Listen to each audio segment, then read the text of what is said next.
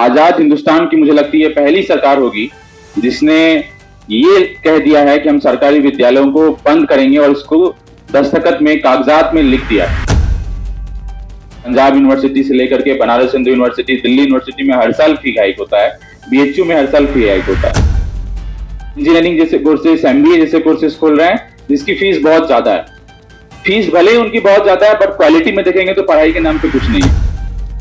बिहार के किसी भी विश्वविद्यालय में 3 साल में बैचलर की डिग्री मिलती नहीं।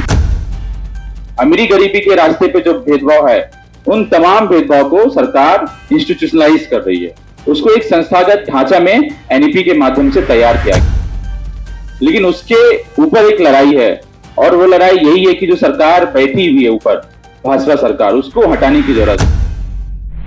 2020 का वक्त है जब पहली बार बीएचयू से निकल करके जेएनयू में हम लोग पढ़ने आए थे और उसी साल एनईपी को लागू करने की तमाम बातें चल रही थी और आज 5वें साल में हम लोग पहुंच चुके हैं।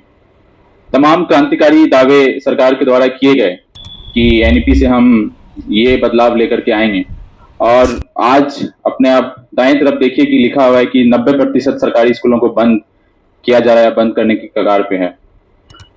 तो जहां तक ये दावे किए जा रहे थे कि हम बड़े बड़े कैंपसेस खोलेंगे, एजुकेशनल इंस्टीट्यूशन में, हायर एजुकेशन सिस्टम में लोगों का रेशियो बढ़ेगा, दूसरी तरफ आजाद हिंदुस्तान की मुझे लगती है पहली सरकार होगी जिसने ये कह दिया है कि हम सरकारी विद्यालयों को बंद करेंगे और इसको दस्तखत में कागजात में लिख दिया है। और जेएनयू का यदि हम उदाहरण दें तो जेएनयू में ज्यादातर मास्टर्स के कोर्सेस हैं, लेकिन स्कूल ऑफ लैंग्वेज में यूजी के कोर्सेस होते हैं, बैचलर की पढ़ाई होती है फॉरेन लैंग्वेज के कोर्सेस में, और वहां पे FIUP 4 year undergraduate program launch किया गया और उसके उदाहरण मतलब पिछले साल से लागू किया, ये दूसरा बैच है। उसमें आप देखिए कि जहां पे पहले 22 से 30 क्रेडिट करना पड़ता था, अभी वहीं पे 40 क्रेडिट करना पड़ रहा है। फर्स्ट ईयर में स्टूडेंट्स आ रहे हैं और उनको एसी और वैक कोर्सेज के जो ऑप्शंस दिए जा रहे हैं कि यदि आपका फ्रेंच ऑनर्स है, यदि आपका जापानीज ऑनर्स है, तो आपके पहले ही साल से ऐसे लैंग्वेज के ऑप्शंस दिए जा रहे हैं जिसका कि आपके ऑनर्स से कोई वास्ता नहीं है। तो आपको बोला जाएगा कि भले ही आपका फ्रेंच ऑनर्स है लेकिन हो सकता है आपको एक एसी कोर्सेज के नाम पे कोई और दूसरा लैंग्वेज भी सीखना पड़े। तो ये समस्याएं वहां पर आ रही है। ड्रॉप आउट जो जिस तरीके से बढ़ा है, रशियन जो लैंग्वेज है, क्योंकि बस 2 साल हुआ और उसका उदाहरण हमारे सामने है, जहां पे 70 लोगों का बैच होता था और दूसरे साल पहुंचते पहुंचते केवल 25 के स्टूडेंट आसपास बचे हैं और मोर देन समझिए कि आप 45 स्टूडेंट्स जो है वो ड्रॉप आउट कर चुका है। उसके अलग अलग रीजन है।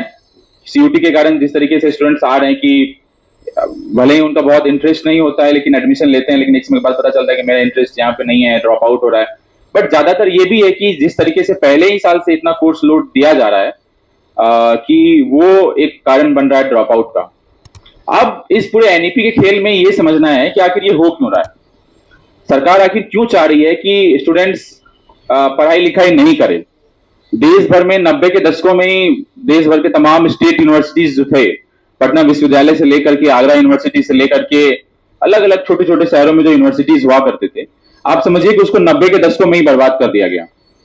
कुछ यूनिवर्सिटी विश्वविद्यालय आपके अर्बन सिटीज में जेएनयू, एचसीयू, एयूडी जैसे विश्वविद्यालय जो बचे हुए थे, अब पूरी तैयारी है कि इसको भी हम बर्बाद कर दें। तो उस बर्बाद किए हुए विश्वविद्यालय जो 90 के दशकों में बर्बाद हुए, एनईपी उसको ठीक करने का कोई ऑप्शन आपके सामने नहीं दे रहा है। अब क्या हो रहा है कि बैचलर यदि आपका 4 साल का है तो आप 75% से ऊपर लाइए और डायरेक्टली आप पीएचडी के लिए क्वालिफाई कर गए, तो मास्टर्स करने की जरूरत भी नहीं है क्योंकि मास्टर्स भी आपका 1 साल का कर दिया गया है, एमफिल पहले से ही स्क्रैप कर दिया गया है। तो यूनिवर्सिटी में जो एक लंबे समय बिताने का जो एक वक्त मिलता था कि आप बैचलर करने आए हैं, 3 साल बैचलर करेंगे, मास्टर्स करेंगे, एमफिल करेंगे, फिर पीएचडी करेंगे, वो वक्त बोला जा रहा है कि आपको रुकने की बहुत जरूरत नहीं है विश्वविद्यालय में, आप इधर से आइए और उधर से निकलिए। तो ठहर के सोचने का और जो वक्त था वो वक्त आपका खत्म हो चुका है। अब इसमें दूसरा एक बड़ा फैक्टर है और वो है निजीकरण का, प्राइवेटाइजेशन का। आप समझिए कि ये बोला जा रहा है कि बैचलर में 75% आपको लाना है, डीयू जेएनयू जैसे विश्वविद्यालय में 75% लाना बहुत मुश्किल काम है। क्लास में कुछ ही स्टूडेंट्स होते हैं जिनको 75% से ऊपर आता है। अब जितने प्राइवेट यूनिवर्सिटीज खुल रहे हैं, अब तो ऑनलाइन बैचलर्स की डिग्री होती है, आपको क्लास जाने की जरूरत भी नहीं है। गूगल मीट को आप लॉग इन कर दीजिए और कैमरा और माइक्रोफोन दोनों ऑफ कर दीजिए और घर में किचन में खाना बनाइए, कोई दिक्कत नहीं है। सरकार को इतना समझ में आ रहा है कि आप बैचलर कर रहे हैं, तो ये तमाम प्राइवेट यूनिवर्सिटीज जो है आपको 75% दे देगी। आप यहाँ पे हो सकता है कि जेएनयू में बहुत मेहनत करके, डीयू में, एचयू में मेहनत करके पढ़ाई कर रहे हैं, लेकिन फिर भी आपको 75% से ऊपर नहीं आएगा और आपको फिर 1 साल का मास्टर्स करना होगा। लेकिन कोई कहीं से ऑनलाइन बैचलर्स की डिग्री लेकर के आएगा और 75% नंबर लेकर के आएगा और पीएचडी के लिए डायरेक्टली क्वालिफाई हो जाएगा। और पीएचडी भी कोई 5 साल की नहीं है, पीएचडी 4 साल की है। तो 4 साल का बैचलर, 4 साल का पीएचडी, जहां पहले 3 साल बैचलर, 2 साल मास्टर्स, फिर एमफिल, फिर आपका 5 साल का पीएचडी और एक एक्सटेंशन मिलता था, वो वक्त समझिए कि यूनिवर्सिटी में आपका 8 साल का हो गया है।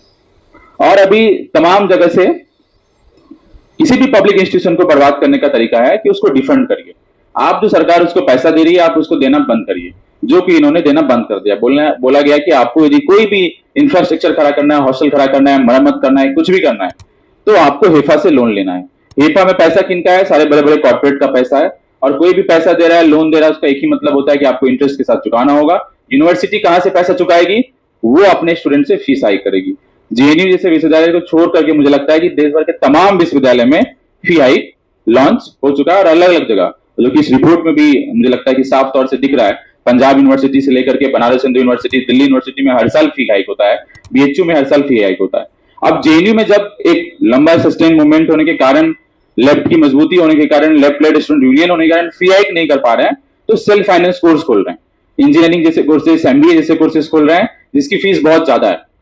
फीस भले ही उनकी बहुत ज्यादा है, बट क्वालिटी में देखेंगे तो पढ़ाई के नाम पे कुछ नहीं है। बीएससी आयुर्वेदा जैसे कोर्स खोले जा रहे हैं, तो अब उसमें परमानेंट फैकल्टी नहीं है। तो ये तमाम चीजें हमें तो समझ में आ रही कि सरकार न्यू एजुकेशन पॉलिसी के माध्यम से देश की शिक्षा व्यवस्था जो ऑलरेडी डूब रही थी, उसको एक्सेलरेट कर रही है। कोई ऐसी नहीं कि एनईपी से पहले बहुत अच्छी हमारी शिक्षा व्यवस्था थी। जैसे हमने बोला कि कुछ विश्वविद्यालय को छोड़ करके आपके स्टेट यूनिवर्सिटीज तो पहले ही बर्बाद कर दिए गए हैं।